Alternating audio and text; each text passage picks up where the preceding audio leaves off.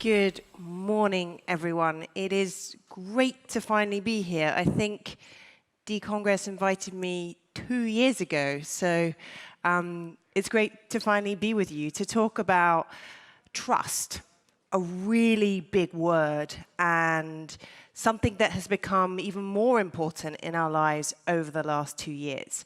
So what I'd love to do with our time together is to help you think differently about trust, to really understand what it is and why it's so important to our lives and when we make purchase decisions. What is the role of trust in the world of commerce? So let's start big. Let's start with a definition of trust, because it's one of those words that we use a lot, but when you ask people to define what trust is, it's quite hard to get our heads around because it's not something that is hard. It's not even a brand attribute. Trust is a feeling. It's something that we feel towards people, towards companies, towards products and services. Now, I love the fact that trust is the most defined sociological concept in our lives. It has more definitions than love. And my definition of trust is really simple. Trust is a confident relationship with the unknown. A confident relationship with the unknown.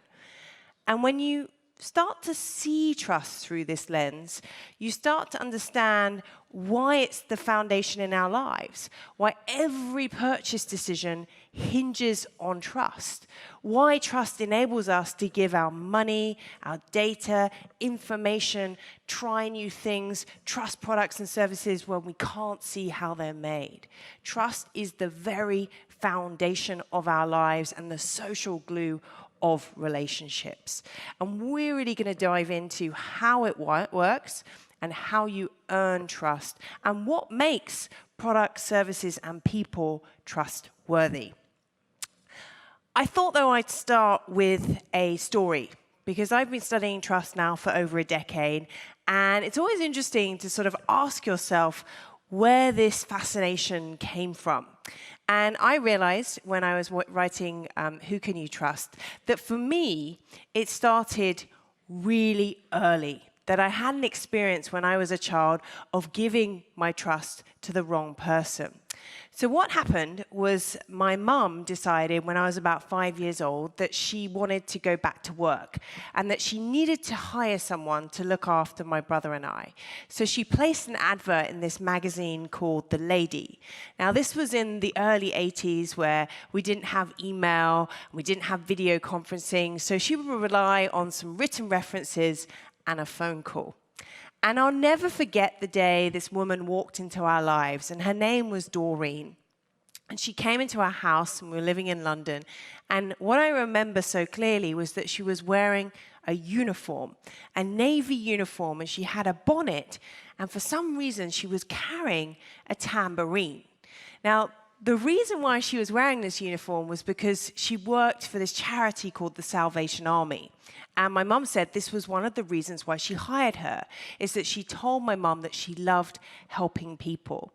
Now, she lived with us for around 9 months, and I don't really remember anything strange about her. In fact, I remember her being quite cheerful and friendly. And then one weekend, she disappeared. And by Sunday, my parents start to really worry about what has happened to Doreen. So they go next door to our neighbor's house, because our nanny was friendly with their nanny, and the neighbor's called Mr. Luxembourg, and he says to my dad, "It's so funny that you've come round this evening, because I've just found out that your nanny and my nanny are running one of the largest drugs rings in North London." Now, you're going to have to trust me this is a true story, because it is a true story. So now my parents are hoping that Doreen does not come home, and they go up to her bedroom and they find all kinds of things you really don't want in your house, and they discover that she's taken credit cards and she's stolen money, and there's lots of other things hiding under the bed. Well, a couple of days later, Doreen still hasn't returned, but there is a knock at the door, and it's the police. and they've come to arrest my dad because Doreen has taken our family's silver Volvo estate, our car, and she has used it as a getaway car in an armed robbery. Now, this is a dead true story, and I love to share this story to remind my parents that they left me in the care for 9 months of a drug-dealing, armed bank robber. Now, yes, this did give me a fascinating topic to study later on in life. But the reason why I'm telling you this story is it's actually a beautiful illustration of how we often make trust decisions, that we don't always give our trust to the right people and the right things. And one of the reasons for this is really because often we don't look for the right information. One of my favorite trust theorists is a person called Diego Gambetto, and he puts it beautifully. He says, trust has two enemies, not one: bad character and poor information. Now, the great thing in your world, looking after brands, looking at marketing, is that you can help with this. You can help give consumers better information so that we give our trust to the right products and services. So that's what I'd like to give you, is some principles of how we can help people make smarter trust decisions. How can we help people make smarter trust decisions? And the way we're going to do this is we're going to look at some pretty fundamental questions that we all need to be asking when we're thinking about our companies and the products and services that we're selling. So the first big question is, who can you trust? Clearly not Scottish Salvation Army nannies, but who can you trust? And to do this, I would like to run a quick exercise with you. And the way this exercise works is really simple.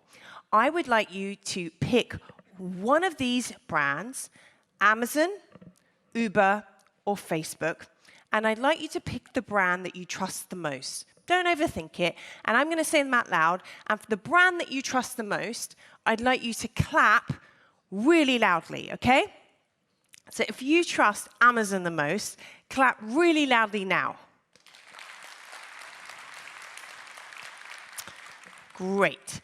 If you trust Uber the most, clap now.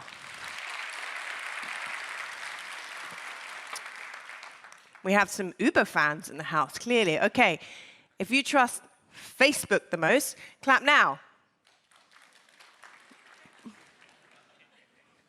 I would love to ask this lady why she's clapping so enthusiastically, but I would call that tepid, right? Like, clearly some trust issues there. Okay, now you've got the idea.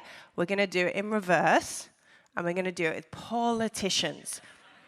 Now, do you know it's remarkably easy to find photos of politicians eating ice cream, which I never knew. But the way this is going to work is I want you to pick the politician that you trust the least. No judgment. And it wouldn't be appropriate to clap, so you can boo very, very loudly. So, Biden, Putin, or Johnson, my prime minister. Okay, so if you trust Biden the least, you can boo really loudly. Boo now. Woo! Gentleman at the back. That was a good boo. I like it. Okay. If you trust Putin the least, you can boo now. It's a very different boo. Right. Okay, great. And you maybe only get one boo on this one, by the way. If you trust Johnson the least, you can boo now. Over here, right? Like it was collective over here. So why are we doing this exercise? It's actually a terrible exercise, asking someone who do they trust, who don't they trust. But it's often how we talk about it in life. Or when you read research, we don't trust media, and we don't trust government, and we don't trust this brand. We talk about trust in a really generalized way. And it misses something really important for trust to really become useful, which is to do what? Who can you trust to do what? You know, Amazon's really interesting. If I'd asked you, I think you're clapping because when you ordered something on Amazon, you trust that it will arrive the next day. But if I said, do you trust that Amazon treat their people fairly, or that they pay their fair share of taxes, you may have given me a really different answer. Many of you clap for Uber, and that's probably because when you press the app on your phone that you trust that a car is going to show up. But if I said you trust that they treat their drivers well, you may have given me a different answer. The leaders are really interesting because even that is contextual. It's often related to our relationship with them. Are we familiar with them? You know, I trusted Biden when he was vice president. I'm not sure how I feel about him as president. Johnson, I don't know. I trust him to throw a really good party. I don't know what I trust him for. And Putin, I'm really not sure, right? But they all have a context around which we can trust. So when we're thinking about our own companies, when we're thinking about products and services, we need to take trust away from this sort of generalized language, this generalized way of thinking, and bring it back into context. How do we rethink context around our products and services? Where do people trust our brands? And where do we fall short? And where could we improve? So trust is highly subjective, and it is highly contextual. The second big question I want us to think about is the role trust plays in helping us to try new things. One of the things that we often don't think about is the relationship between trust, risk, and innovation. When, in fact, if trust didn't exist, we wouldn't be able to innovate. We wouldn't be able to try new things. Now, the way I visualize this, I should say I started my life as an artist, so you're going to see lots of little sketches trying to take these quite complex ideas and make them simple. The way I think about the way trust enables innovation, enables us to take risks, is an idea I call the trust leap. Now, what's interesting is when you look at all different situations in our lives, trust works in a very similar way. So when you're asking someone to try a new product, when you introduce a new policy, when you change a payment system, when you're suggesting a new restaurant, when you introduce a new customer service person, whatever it may be, there is an element of something unknown. And what you're trying to do is you're trying to move that person from the known. And what we know about human beings is they love the known. The known is where we feel safe. The known is what feels familiar to us. So we're asking someone to take a trust leap into the unknown. And in between the known and the unknown is this big sea of uncertainty. And what we see is the reason why people often don't try new products and services isn't because it's not a bad idea or isn't because of the technology, it's because they simply aren't ready to take a trust leap.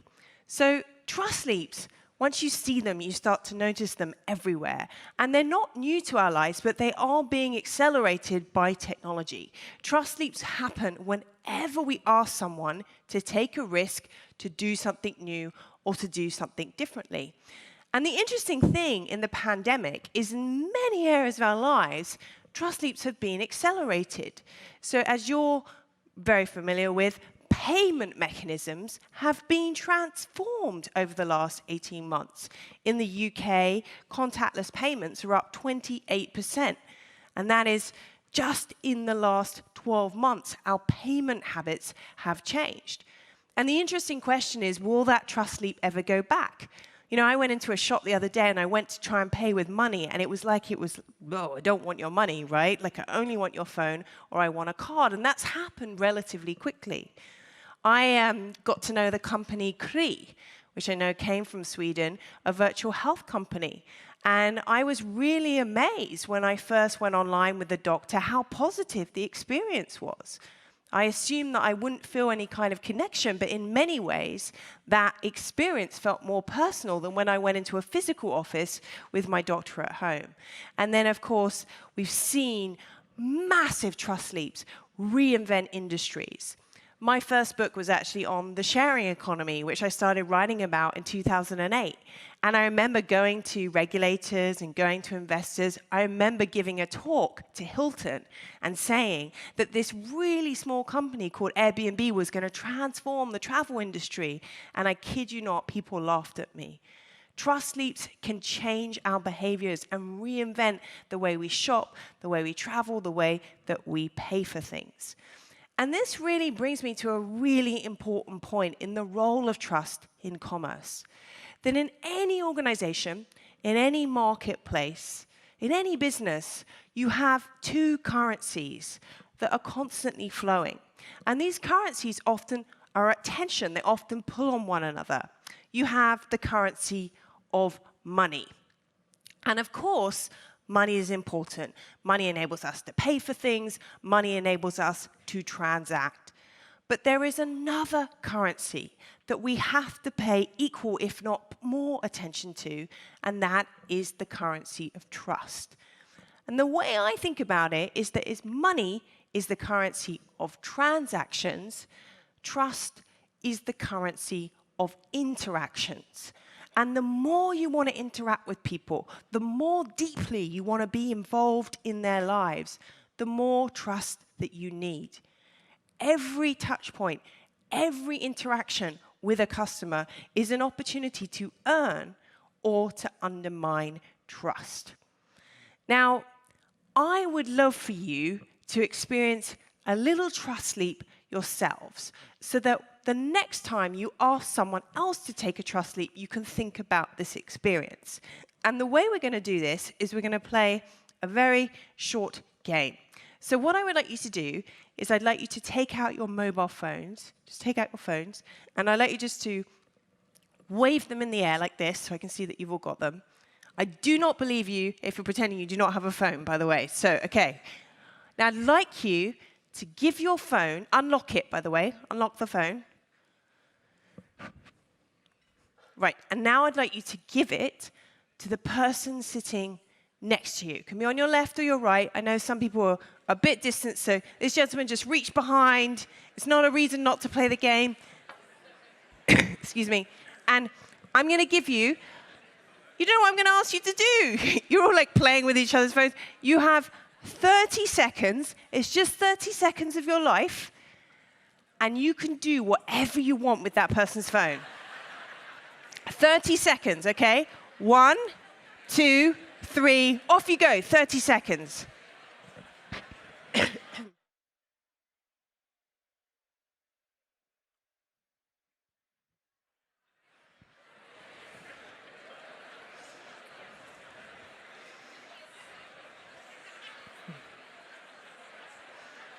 You got 10 more seconds.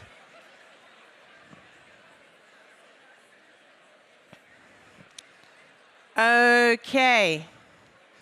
Shh. Wow, okay. You can give the phones back now.